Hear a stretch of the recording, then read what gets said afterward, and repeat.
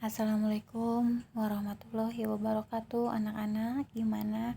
Pada sehat kan? Di pembelajaran kedua kali ini, kalian bisa membuka buku tematik halaman 8 ya. Nah, di sana ada di satu lembar halaman 8 itu ada gambar yang sangat besar yang bisa menceritakan sesuatu. Ketika kita melihat gambarnya saja kita sudah tahu bahwa ada seorang anak laki-laki yang sangat menyukai sekali kelinci. Dia melihat dengan tatapan yang matanya melotot gitu ya, seperti menyukai lah gitu ya.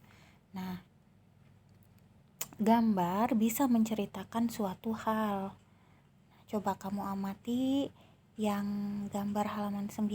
Di situ ada beberapa gambar yang ternyata adalah suatu rangkaian cerita. Coba kamu lihat itu rangkaiannya mana awalnya. Kalian pasti bisa menentukan kan? Yang pertamanya itu Pak Rudi mengajak Edo ke kandang kelinci. Nah, kemudian keduanya Pak Rudi dan Edo memberikan makanan. Edo senang sekali, tertawa kegirangan. Semakin lama diamati, tingkah lucu kelinci semakin menggemaskan. Nah, itu rangkaian ceritanya ya. Nah, sekarang dari tadi Ibu bilang gambar bercerita. Gambar bercerita adalah gambar atau serangkaian gambar yang mengandung sebuah cerita bergambar. Nah, gambar bercerita disebut juga gambar ilustrasi. Nah, adapun macam-macam gambar ilustrasi adalah contohnya adalah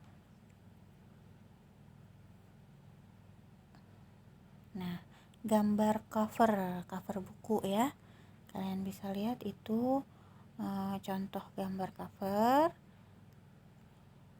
buku merupakan sampul buku atau majalah yang mewakili isi buku tersebut.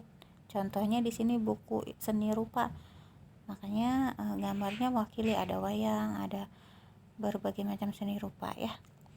Selanjutnya ada komik. Komik itu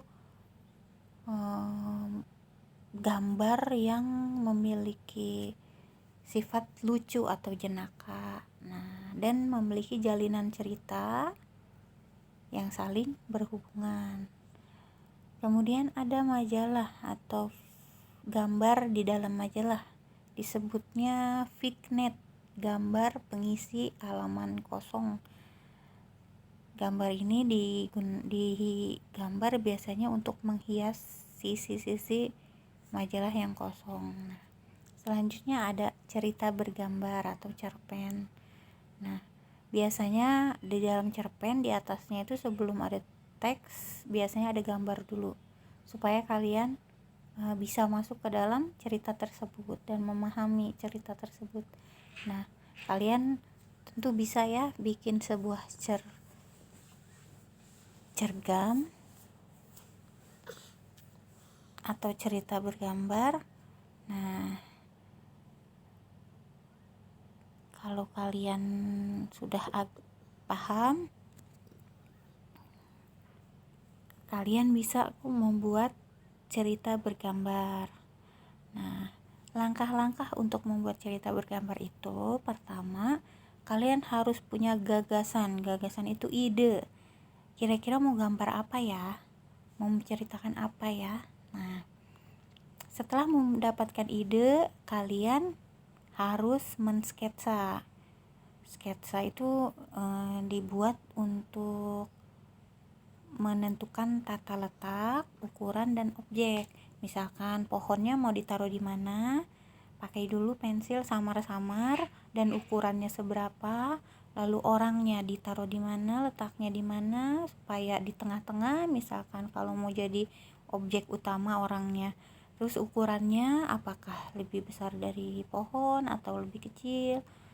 Nah, seperti itu ya, supaya kelihatan natural atau nyata ya gambar tersebut. Nah, terakhir adalah pewarnaan. Nah, pada saat pewarnaan ini kalian harus menguasai gradasi warna ya, atau dari warna tua ke warna yang lebih muda yang senada.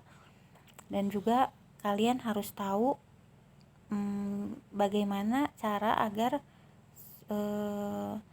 warna itu seolah-olah hidup ya, jadi seolah nyata, natural. Nah, kalian bisa mencari di YouTube tutorial menggambar untuk anak SD. Nah, setelah itu kalian bisa gunakan krayon atau pensil warna ya, tidak harus cat minyak, yang ada saja di rumah. Nah, selanjutnya kalian butuh media, pasti buku gambar, nggak usah yang besar-besar, yang ada di rumah saja ya. Lalu pewarnanya. Nah, setelah kalian gambar, beri teks sedikit ya, beri teks sedikit bahwa itu menceritakan tentang apa. Berarti tugas kalian yang pertama adalah menggambar. Tugas yang kedua adalah buka halaman 12, kalian menceritakan gambar bercerita yang terdapat di halaman 12. Itu dengan imajinasi kalian cerita ya, dengan bahasa yang runtut ya, tidak usah terlalu panjang, 1 kalimat sampai 2 kalimat saja. Ada 3 kalimat berarti di sini ya, ada 3 gambar. Nah, selanjutnya adalah berarti tugasnya sudah 2 ya, yang pertama menggambar, yang kedua menceritakan gambar, yang ketiga kalian lihat di sini. Di sini kita akan mendalami seekor kelinci. Kelinci bergerak dengan organ kaki. Fungsinya untuk meloncat. Bergeraknya dengan cara meloncat. Nah, tahukah kamu kalau kelinci adalah hewan mamalia? Biasanya hewan mamalia itu hewan yang melahirkan dan menyusui.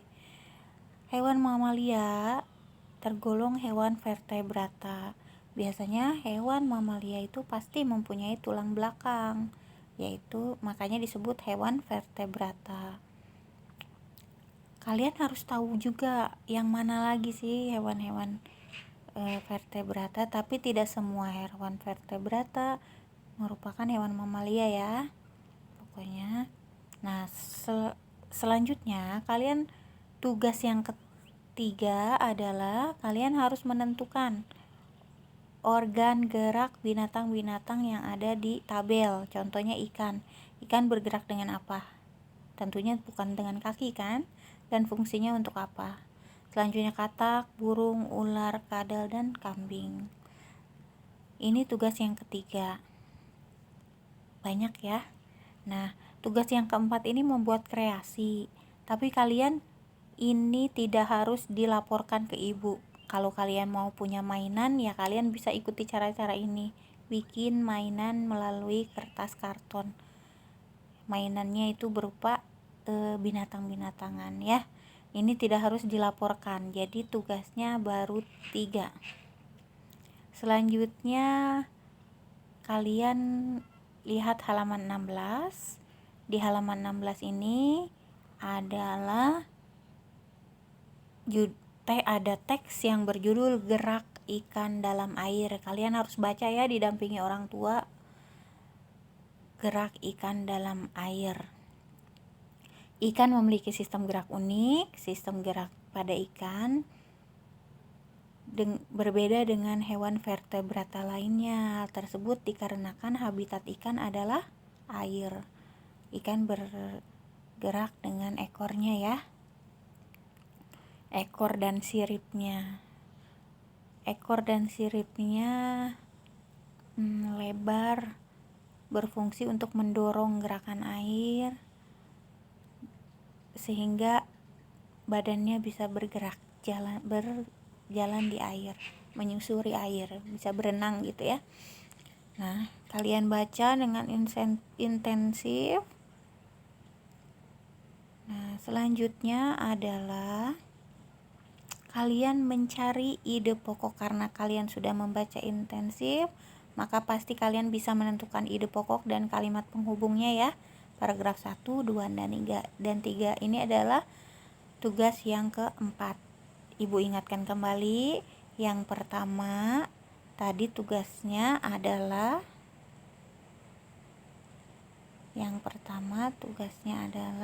menggambar, bercerita. Yang kedua, tugasnya adalah menceritakan teks, menceritakan gambar yang ada pada halaman 12. Tugas yang kedua. Tugas yang ketiga adalah mencari organ gerak hewan beserta fungsinya. Tugas yang keempat adalah mencari ide pokok dan kalimat pengembang pada teks gerak ikan dalam air.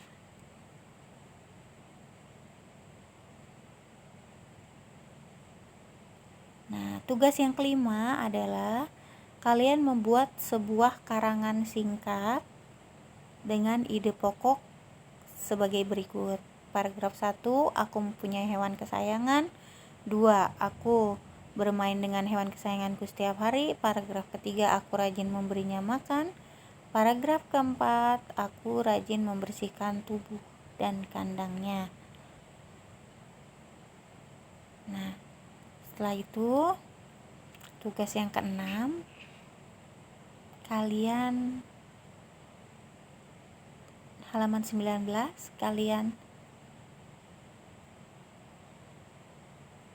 amati salah satu binatang di sekitarmu. Catatlah gerakan-gerakan yang dilakukan hewan tersebut dengan organ gerak yang digunakannya. Misalkan ayam, bebek, kucing. Kalian catat ya, satu hewan saja. Nah, berarti ada 6 tugas ya. Ibu ulangi ya, takut bingung.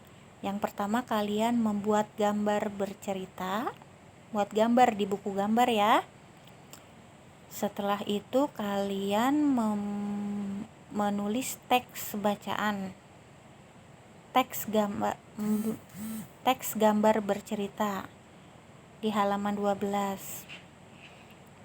Setelah itu tugas yang ketiga, kalian menentukan nama organ gerak dan fungsi organ gerak tersebut pada binatang yang tertera di nama hewan yang tertera di tabel.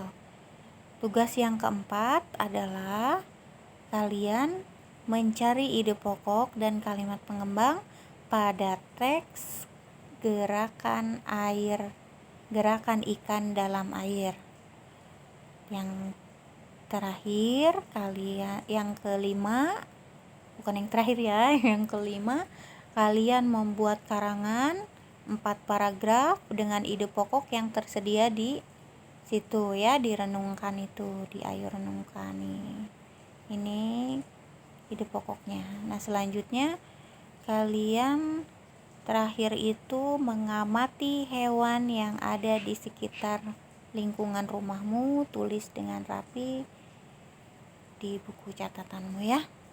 Nah, sekian tugas yang ibu kasih. Semoga kalian bisa mengerjakannya dengan lancar. Tetap jaga kesehatan dan tetap semangat belajar ya, walau di masa pandemi COVID ini. Assalamualaikum warahmatullahi wabarakatuh.